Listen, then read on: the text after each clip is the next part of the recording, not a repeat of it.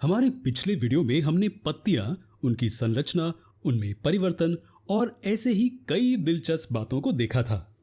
चलिए अब पौधे के शरीर के अगले अंग के बारे में बात करते हैं।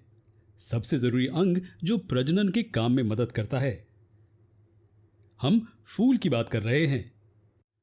जरा रुकिए, फूल तो पौधे की सुंदरता बढ़ाने के लिए होते हैं। वो पौधे को सुंदर बनाते हैं। तो हम क्यों कह रहे हैं कि वो प्रजनन की प्रक्रिया के लिए जरूरी हैं? खैर, ऐसा इसलिए है क्योंकि किसी भी फूल का मुख्य काम हमेशा प्रजनन ही होता है। ये सिर्फ पौधे की सुंदरता को बढ़ाने के लिए नहीं है। तो चलिए इस अंग को विस्तार से पढ़ते हैं। एक फूल की सामान्य बनावट ऐसी दिखती है। सभी फूलों के हिस्से तकरीबन एक जैसे ही होते हैं। इसलिए हम इस फिगर को सभी फूलों की बनावट और हिस्सों को पढ़ने के लिए इस्तेमाल करते हैं।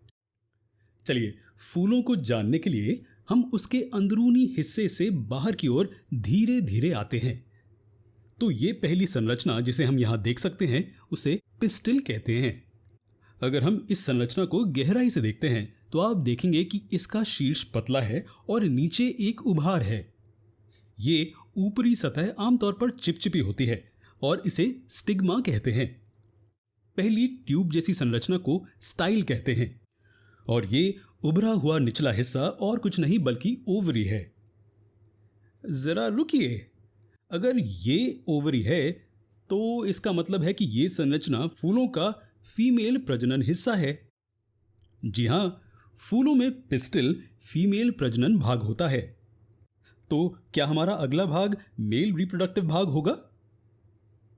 जी हां, ये लंबे सूत्र जिन्हें हम देख सकते हैं मेल प्रजनन अंग हैं। इनमें हर एक को स्टेमन कहते हैं। स्टेमन में ये सूत्र होते हैं और ऊपर इस थैले को एंथर कहा जाता है।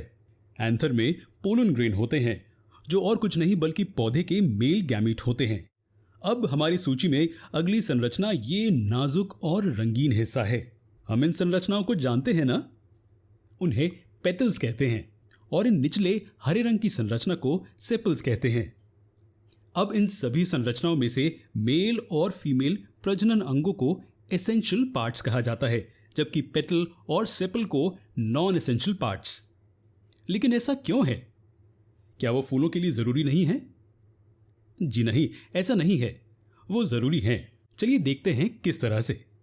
जरूरी हिस्से प्रजनन में सीधे शामिल होते हैं, जबकि गैर जरूरी हिस्से शामिल नहीं होते। आसान शब्दों में मेल और फीमेल प्रजनन अंग प्रजनन की प्रक्रिया में हिस्सा लेते हैं। हालांकि पेटल्स और सेपल्स इसमें सीधे हिस्सा नहीं लेते हैं। असल में पेटल्स सिर्फ पॉलिनेशन के लिए चिड़ियों और कीड़ों को आकर्षित करने के लिए होते हैं। इसी वजह से वो इतने चमकदार और सुंदर रंग के होते हैं। वैसे पॉलिनेशन से हमारा क्या मतलब है?